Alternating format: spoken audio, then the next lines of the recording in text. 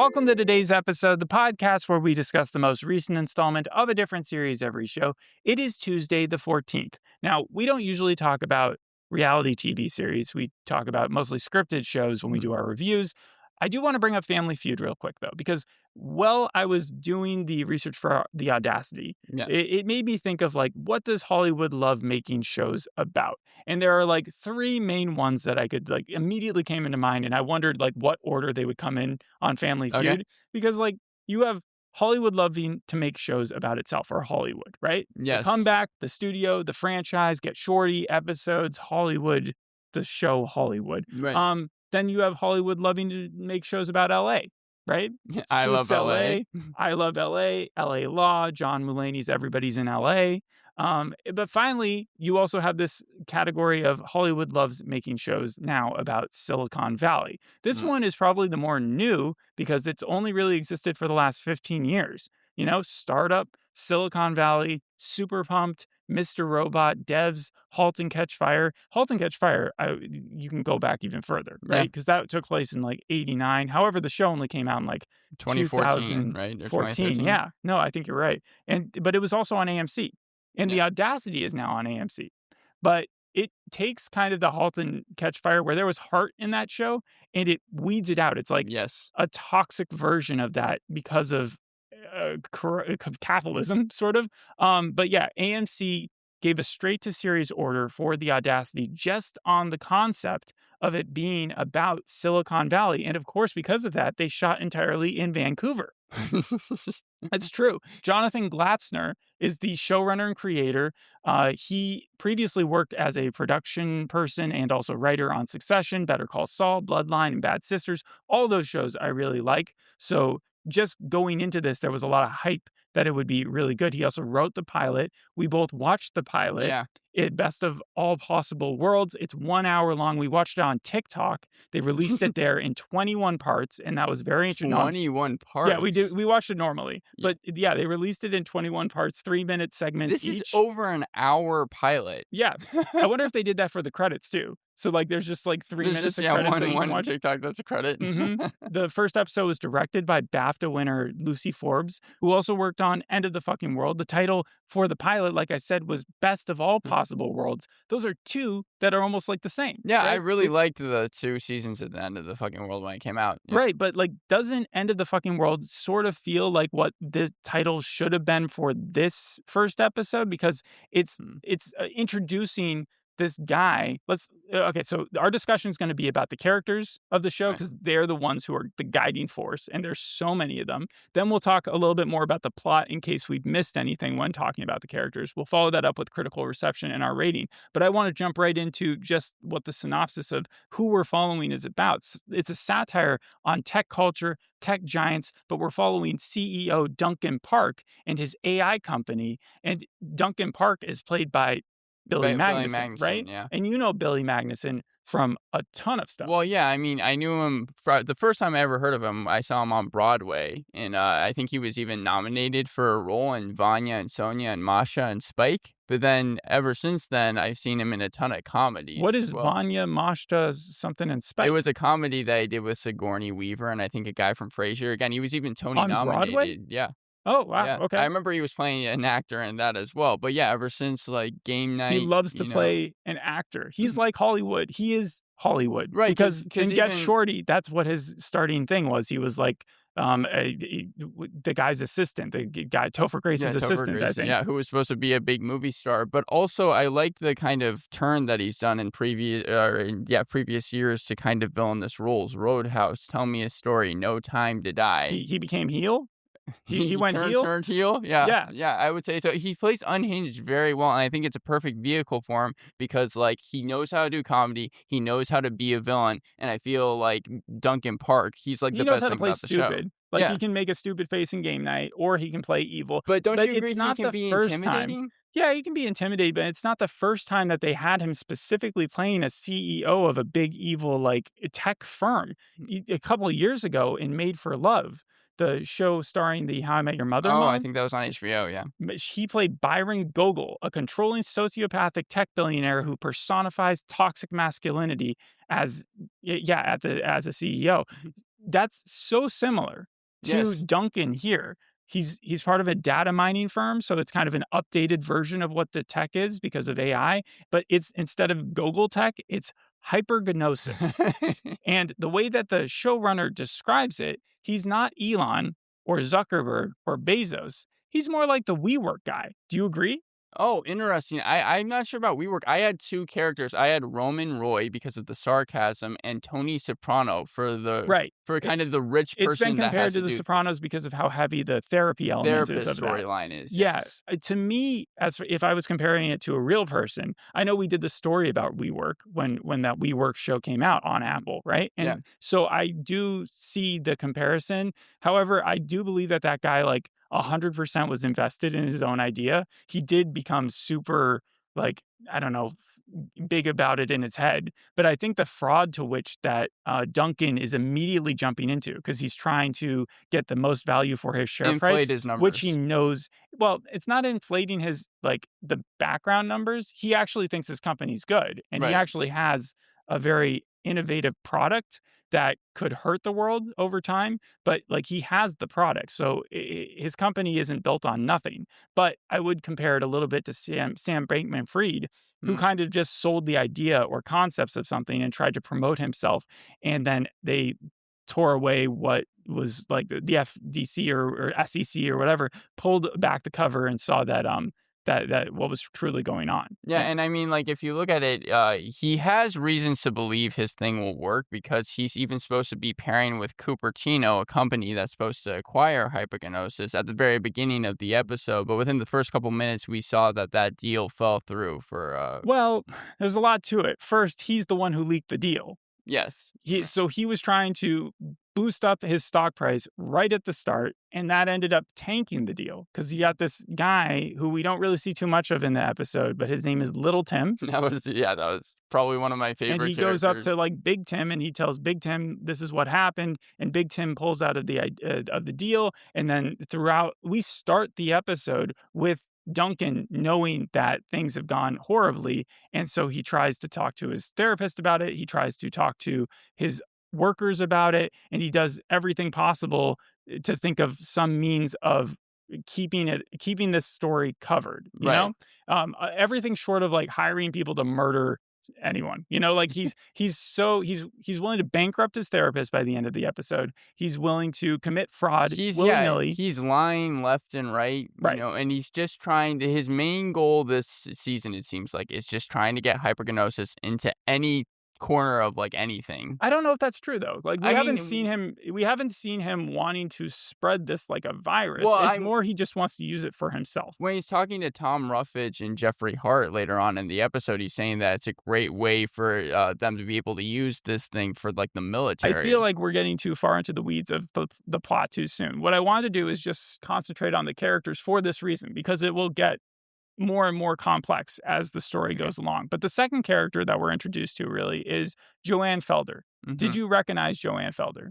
I saw that she was from Barry. She was the girlfriend in Barry. Yeah, right? Sarah Goldberg. She always looks to me, and I know she's brunette here, and she was brunette in the last season of Barry, right? Yeah. But she comparatively reminds me of Harcourt from Suicide Squad and Peacemaker.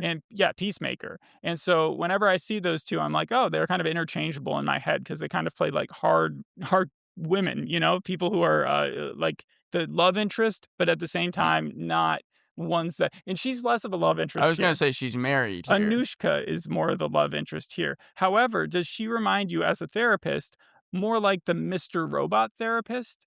And I asked that. Yeah, I mean, I think at the very beginning, because it does seem like she's genuinely trying to help him, the best type of characters are always ones that bring a little bit of irony to them. Like Breaking Bad, a teacher selling drugs, right, with Walter White. The It Clown, clowns are supposed to be funny, but they're really killing people with Pennywise. And here, I like how the therapist is kind of losing control at the same exact time. Well, the reason I'd say Mr. Robot is because, yeah, at the end of the first season or whatever, He hacks he was hacking her, and he was almost blackmailing her. Yeah. And by the end of the first episode, Duncan is blackmailing his therapist as well, because he's realized using his super AI algorithm that she is not only a liar, but that she's been insider trading with the information that she learns from her clients to get ahead. Well, I think it's also worth mentioning that who she does therapy for are like the rich She people is in the Richie Silicon Rich Valley. part of California. So he's looking at it as a way to kind of like help because he'll know about the competition really. That's a possibility. He might also just be looking for payback. This guy feels like someone who would want vengeance. And again, anything short of killing someone, he seems like he's perfectly willing to do. He doesn't really have a moral compass when it comes down to it. And so then you have Anushka, who is his ex, I think, but he's married now. Duncan is now married. Yeah. So he has like this weird relationship with his wife where she would allow him to like sleep with Anushka. But since Anushka and Duncan are both married, technically, Anushka's not really into that idea. I was yet. trying to figure out what's going on because she's also an executive at Cupertino. She's a director of ethical innovation at the board of Cupertino. So she works for Duncan despite being the one that got away. But at the same time, she also has a vested interest on working with this little Tim guy. I thought, yes, because that's her work partner. But I thought that she was a nice contrast, at least from what we've seen so far, to Duncan because she seems way more put together. By the end, it was clear that she does have a little bit of a moral necessity. Like she wants for her place on this board not to just be kind of like this wet. Like she needs to be able to do something, and she feels like she could help the veterans. Anyways, did you recognize her from Banshee? No, I did not. But now that you say that, I know exactly who she played. Who'd she play? She played, I believe, one of the like Banshees. She played a villain, I think. She played a villain in like the later seasons? Yeah. Okay. Lucy Punch is playing the actual wife of Duncan, Lily Park Hofstetter, not to be confused with Penny Hofstadter, who we'll get into that in a second. But Duncan's wife, she has had a relationship. She's kind of like Shiv from Succession because she's very willing to cheat on Duncan. Well, again, she always refers to the open relationship as an arrangement. Yes. So she's like the arrangement that we've talked about. So they have to keep each other up to date as to what exactly, like who they're seeing. I don't think he likes being cucked. I think that he's not open to that idea. He hates it. No, he hates it. Even when she tells him about the Danish CFO that she was like with on the trip, the first thing he does is go to his company and be like, give me everything you know on this guy. That was also a really cool way of introducing the idea. Not only do we know that they're mining data, which just means that they're going to have a profile on mostly everybody, but also how much they can use that to then spy on you. I mean, yeah, and it was within like seconds that the person he's talking to like is able to pull up anything on him, right? Yeah, and the person he was speaking to is kind of the Cameron from Halt and Catch Fire, but she's named Harper here. So she's also like in Silicon Valley, the first episode where you had Thomas Middleditch coming up with this crazy cool algorithm which like consolidated data and made it so that he could go off and start his own company. However, they are not wanting to let her go. Duncan does not want to let this dream AI go. And so he immediately puts her to work spying for him in this very personal manner where she is allowing her algorithm to track down this other rich, famous dude and then spoof phone calls from his wife to figure out more about the guy. Right, exactly. Yeah. And so it's its own version of, as we've kind of talked about already, Mr. Robot trying to kind of hack the person. And he's so happy about his app working and this person working for him that he even gives her like her own room. She gets whatever she wants. She can have the moon, but if she tries to leave, he will also sue the heck out of her. And in the first episode of Silicon Valley, something very similar happened. However, Thomas Middleditch had a friend group, and he also had such an idea force that he wanted to do it himself. He didn't want to do it for the company. Did you catch Duncan's assistant's name?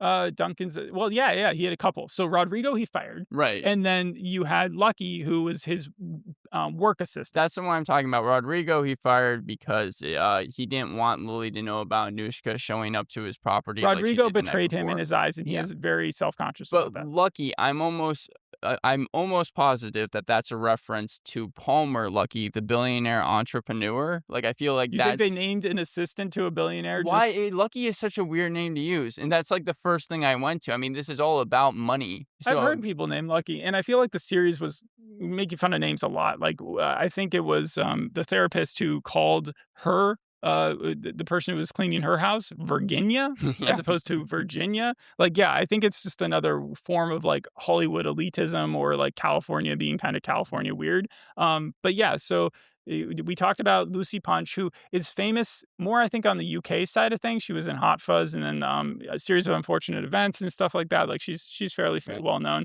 But then you have Simon Helberg, right? Yep. And he's probably the most notable, like, what is he doing here cast member, maybe besides Rob Corddry. But he basically has Howard's dream job from The Big Bang Theory, right? He's so much older. I mean, I was able to tell it was him the second that I He's just saw got his a face. beard. But no, I mean, he looked like go to the YouTube series that he was in like the late The 2000s and Guild? tell me he looks the same in Well, you that. just have to shave his beard, I think. I don't know. You think that beard is adding so much to I him? think it does, but it's funny because he's married to a beautiful woman in Anushka, Yeah. and as long, like, and she seems to be pretty faithful to him, despite the fact that Duncan likes her. He also has a daughter, and then he also is like a billionaire who is working on his own AI and is very like hyper obsessed with the science part of it. At first, I thought he was antisocial, but I think he knows because even when he's talking to He's just nerdy, Duncan's, but he doesn't care because he's rich and yeah, famous. even when And he's got talking to Duncan's daughter, he knows that he's being bothersome. He even refers to himself as being that way. I think he was just trying to, yeah, like he knows that his friend and his daughter and Duncan's daughter don't get along. Yeah, We'll talk test. about that in a few minutes. But yeah, when he tries to, I don't know, connect with her for a second, and then she's like making it so obvious that she doesn't want to have this conversation, he's like, "That's a perfect face for the AI computer Facial bot that I'm scan, making." yeah. Yeah. So again, I think that this is just like Howard's. We haven't seen him do anything evil. I feel like No, not yet. out of all the evil people we've seen, especially with Duncan, like he hasn't done anything. He's definitely on the lower tier. We didn't get also too much of him. I think he's in like 2 scenes also. Yeah.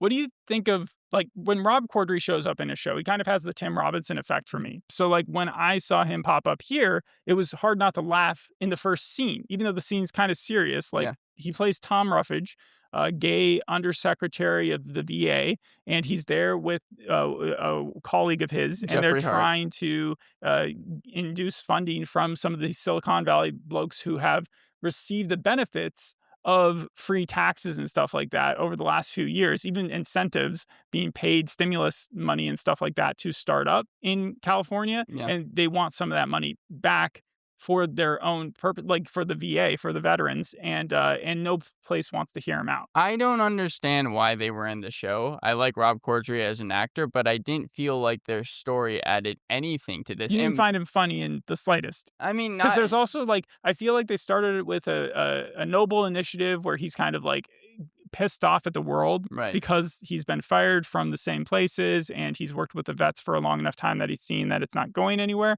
And then they threw in the fact that he's gay and that he likes his partner, and then that they were like sharing a hotel room and that they have a history together. We're juggling already so many characters, and this is again over an hour long. It felt like they were using it for padding, but this show didn't need it, and I feel like they could have like introduced him if he's really going to be a central part in this story in a better way. I think it's important for a show like this to have some characters who aren't part of the tech universe. And I feel like having the Veterans Association is kind of like so randomly out there that it could work.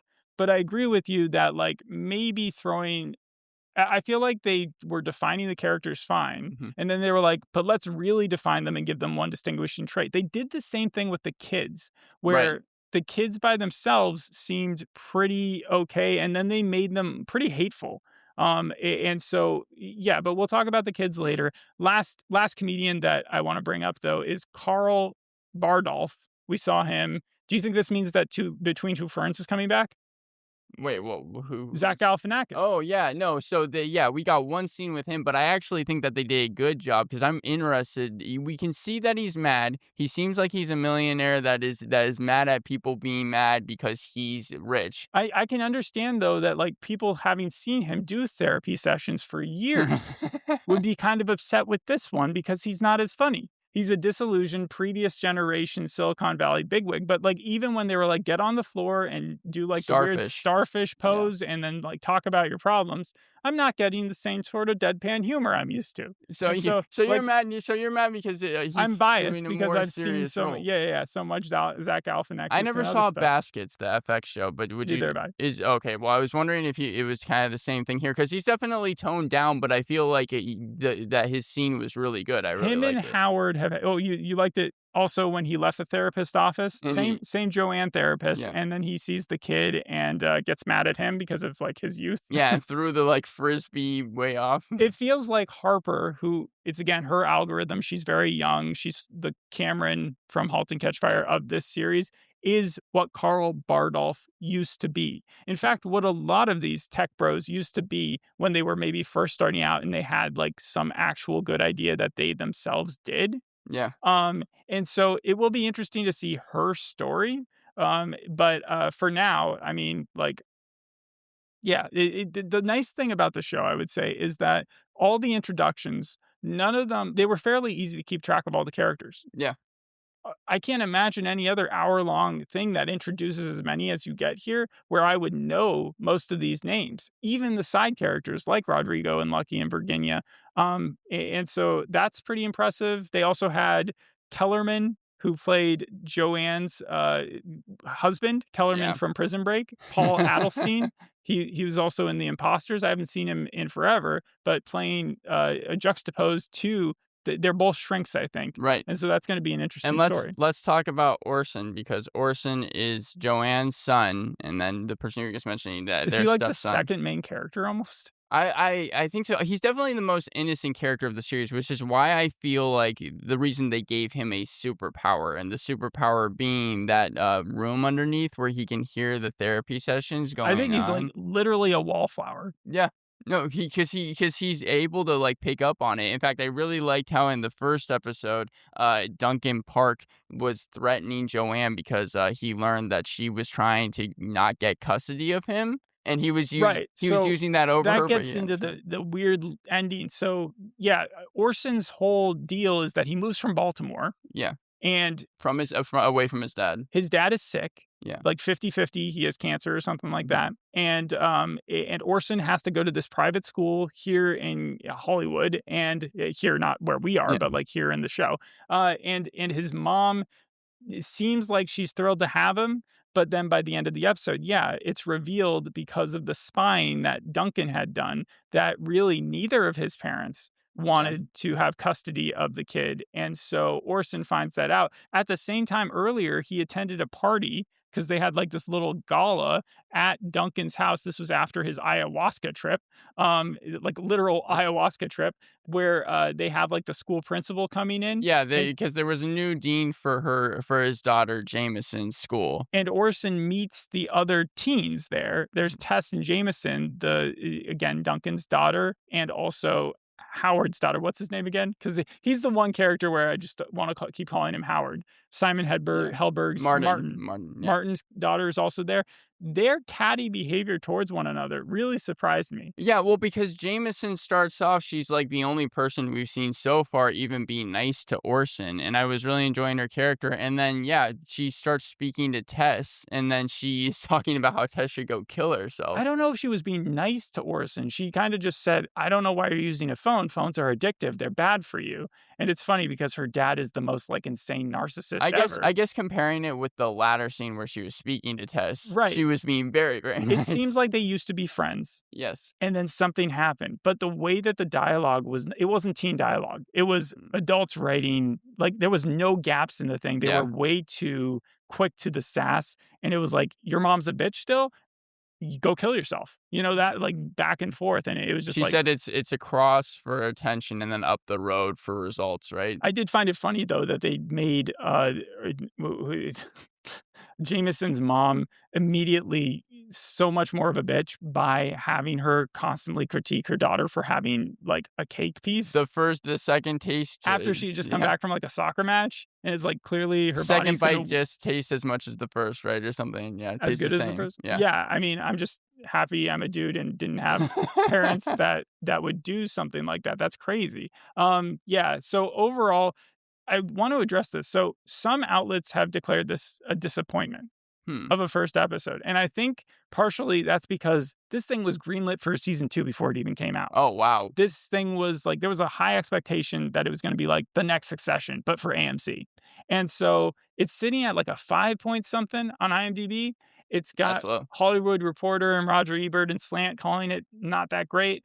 But I think it ultimately comes down to a tolerance for assholes. Yes, no, and every character is dislikable. And I was on Rotten Tomatoes like a week ago, and I did see that this was like in the 50s. And I try not to get that to like influence my opinion, Yeah, but because the show hadn't come I out think yet. it's important to also note that, like, I could see the potential for the show being very good because once you get, if you're able to adapt to, like, how much these characters are mean to one another and how mean they are, you know, think of something like It's Always Sunny in Philadelphia. Those characters are horrible, but in, like, Succession, the same thing. But once you get later on into the series and once you're able to kind of, like, almost ignore that, I feel like, and I don't know if it is or not, but I feel like the show could get really good. What's weird to me, though, is that it's starting off on such a low note from the critics, because if you look at the tolerance that they've had in other, Your Friends and Neighbors, Industry, Succession, The White Lotus, those all have the same type of deal where it's like e- every character in those shows Megan would kill Yeah. with no problem. You know, that Well, would also, be clearly the person, the rich people that no one cares about if they die in the movie. However, I will say that like with Succession, comparing that to this show, its drama felt real than yes. like you were able to care for those characters, I think, a little bit more than Duncan. Duncan leading this is both a good thing and a bad thing. Like it makes for a compelling lead, but at the same time, it makes you take the rest of the world less Well, seriously. also, I mean, the name of the show is The Audacity. It's such like Yes, a pearl perfect. clutching name to say. Well, I wouldn't say pearl clutch. I Like would say like that's what people say when they clutch their pearls. Like, "Oh my god, the audacity of this person," you know, like the audacity of the characters I I feel think the like is what it's word referring to. is literally meant to be an audacious like usage. Like it's not a lot of people use the word audacity in a sentence unless they are like I I don't know. I see it as a pretentious term. And Yeah, I that's feel like this is a pretentious it's making fun of pretentious people. And yeah, so that's that's why I feel like they did it. I don't think that anybody who like pearl clutching is it feels like they've been insulted about something that is small that they shouldn't have, like that was what that root term is supposed to mean. And I don't see like anything here that they're doing where they're insulted by something that's small. It's more just like you've got a lead character who he has no scruples. He's just trying to stay rich. Literally, he had a trip where he took ayahuasca and he sees his dead dad and he's like, "Please help me," and then stay stay rich, rich, yeah. and that's where they end the scene. Do you remember how you felt after seeing the first episode of the franchise, which also starred Billy Magnussen, ironically enough? Yeah, no, I do. I like that. You Right? you had faith in the series that it would get really good, and I think that I have kind of the same hope for this, which is why I'm going to give the show a 7 out of 10. Yeah, That's my I mean, rating. I also liked it more than I think some of the critics did. It's perhaps a little preachy, and I Yes. feel like maybe it was trying to be more Black Mirror-esque than it ended up being. Like, I think that was another complaint that we're already here with AI. Yeah. We already know what God's eye is because everybody's already aware that their data is being pulled constantly. We're reminded with it every time we go on a website and it's saying, "Hey, allow us to do this or else we won't allow you to visit." We're being told that when we see these huge terms and conditions lists. It's like if you're online, if you're not off the grid, then you're basically but I guess I have some safety in that because there's so many people on the planet, and as long as you're not like the uberest of rich or you're not doing something highly risky, then you're probably pretty safe because you're one of many. But as the AI gets better and it starts to like hone in on how to take advantage of people singularly, then it's going to get worse and worse and worse. But people know that. And so trying to concentrate on a show like it's a big revelation, which I don't think it's necessarily trying to do, but I can see how it would be interpreted that way. That's one of the reasons why I believe that this thing is sitting at like a 5 point whatever. What would you give it out of 10? Well, I would probably give it an 8 out of 10. The pilot, Mm. I also see potential for it. I also found that it was much funnier if you kind of let the dialogue speak for itself and kind of listen to what they were saying. At one point, they just threw out that the kid, Orson, when he's going to school in California, that it's going to be $90,000 for 90 a grand, yeah. for a private school that it's not a boarding school. Yeah. He's still living at home. He's still getting his meals there. It's just to attend. That makes no sense. That's insane. That's how rich a community must that be? And then also, let's see. Yeah. Duncan, the other thing that made me laugh a lot was like one of his ideas to inflate his stock price was to offer a secondary offering, Yeah. which would be such a short-lived thing because yes, it would lock down people to a higher price than what the stock's worth before it tanks because the deal didn't go through. However, anybody knows who's participated or seen secondary stock offerings. That's not what you want to see a stock do. It means they're issuing more shares, meaning the company is going to get less for bang for its buck. And so the share value would automatically drop even further because of that. So I don't know. There were a lot of like tiny industry things that they were also throwing in there. Remind me a lot of the Dropout in that way whenever they were talking about kind of fraudulent crime. Yeah. The way in which they went about it, obviously with like Elizabeth Holmes. Show also, over tell. And he even addresses that sort of where he's like, everybody does it, you know? So why is it a big problem if I do it? And then at the end, he's talking to his therapist when he's saying that. And then he turns to her and he's like, you're also doing it. You were trying to lie to me this whole time, but you're just as bad. You're just as corrupt. Well, yeah, and one of the hints was that when she left, she automatically sold her like 23 shares that she had or something, right? Like right as she left the. Yeah, and he said, "Why do you have shares in my company? Yeah. Isn't that a conflict of interest?" Yeah, no, I think that there's an interesting thread here, and I don't think I'm rooting necessarily for him. I guess I'm rooting for Harper because like she created this algorithm, but at the same time, she knows what she's invested into now, and yeah, it's some interesting conversations throughout the show that I'm expecting to see. Thanks for listening. We'll see you in the next episode. Hope you enjoyed this one. Bye. Bye.